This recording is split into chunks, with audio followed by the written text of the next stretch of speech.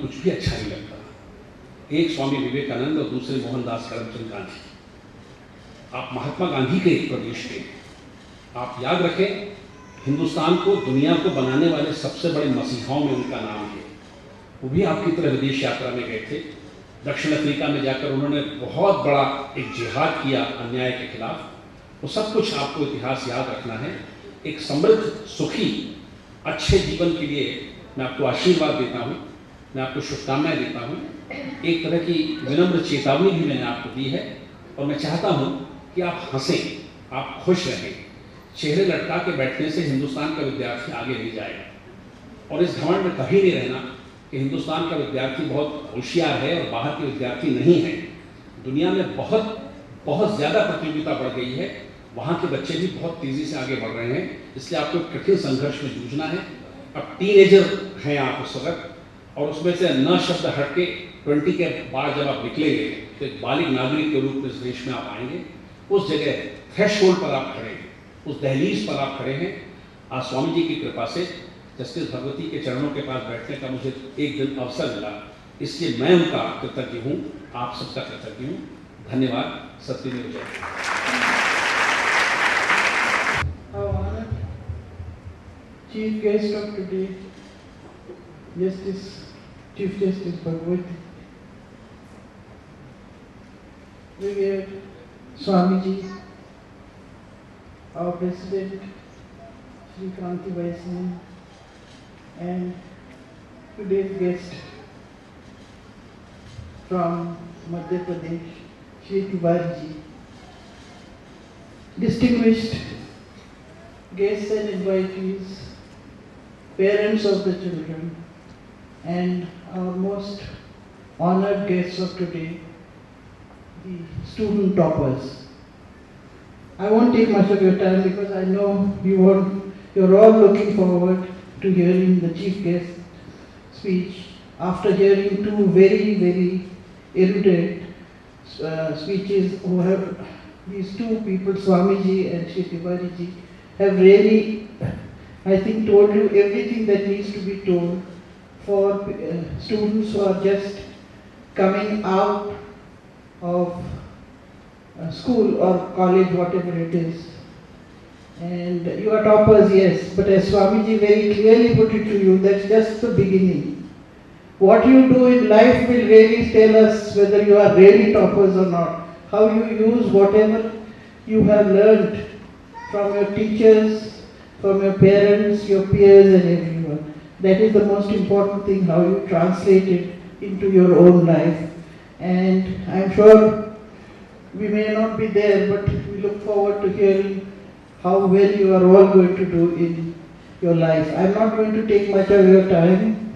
I just want to wish all these students who are here today, the toppers, felicitate them and say hearty congratulations on what you have achieved today, but it's not enough. You have to go forward and just remember, by going to academic schools and all that, you are really some of the most privileged in India, I would say. Because I don't know how many children really get this type of education which you have got. Especially, I would say, we in Baroda are highly, what should I say, we are very fortunate. We have some very, very good educational systems, and in the cities you get that. In the rural areas, however much there are small colleges, schools, the education is not really what it should be. Anyhow, I would like just to end by wishing all of you the best as you go forward today and start a new life after your graduation from school, college, whatever it is. Congratulations. Thank you. Thank you, Madam. Justice Bhagwati, our Chancellor, Tiwari sir, Swamiji, and all friends. I will just give you a very small message that Swami Vivekananda had given before he passed away. It's a very small, but for us it was very important. He said,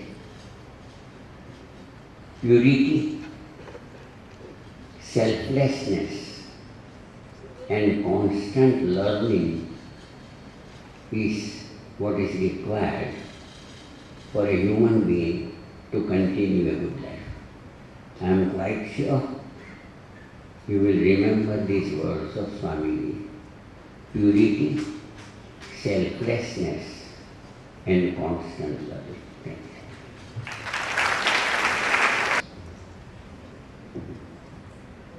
पूज्य Swami ji, Kanak Tiwari ji,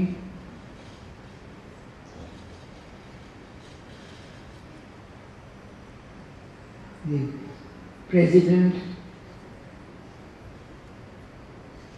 of the organization, distinguished persons on the podium, my dear students and the parents. I feel deeply privileged to have been invited to this function and to be given an opportunity to convey my greetings and best wishes to the young students who have just passed their 10th and 12th standard examinations. I am reminded my own young days, almost 70 years ago, when I was also a student like you, full of enthusiasm, looking forward to the future, with many expectations, just as you have. But I was told by my elders, by my well-wishers, that what is needed very much if I want to succeed in life is character, hard work, and total dedication to duty. These are the things which are absolutely essential in order to succeed in life. It is not merely enough to make money, as was pointed out to you earlier. You will be able to make money even at the loss of your character, even by stooping to undesirable means. But that is not something which is expected of an Indian. We have a great culture. Just now what was narrated to you by Swamiji himself. It's a great cultural heritage we have got. The cultural heritage which has taught us the two great virtues of Tyaga and Seva. These are the two virtues which are instilled in all of us by our culture. A culture which is more than 5,000 years old, which has come down to us through ages, and which we have got to preserve because it is a very rich heritage. I want to impress upon you young people that you may do very well in life. You may earn money, you may earn fame, but don't forget that you are the inheritors of culture, great culture. A culture which has taught these two values of Tyaga and Seva. When I talk of Tyaga, I don't mean that you should give up your work. You should go retire in a cave or in a mountain. No. Tyaga means merely giving up self-interest. It means living for others. After all, look at the great example given to us by Swami Vivekananda, by Mahatma Gandhi. They lived a life of renunciation. Renunciation doesn't mean giving up daily normal life. Renunciation means you giving up your covetousness, your desires, and you live for others, for your countrymen. Today in our country there are large millions of people who are living a life of poverty and destitution. If only you go to the rural areas outside Gujarat, you will find utter stark poverty.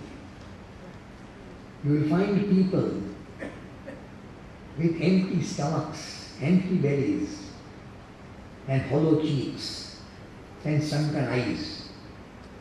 Sometimes they do not get 2 spare meals a day.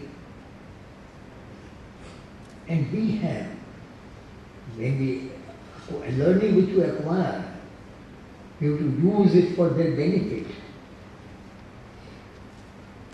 And that is Tyaga, that is Seva.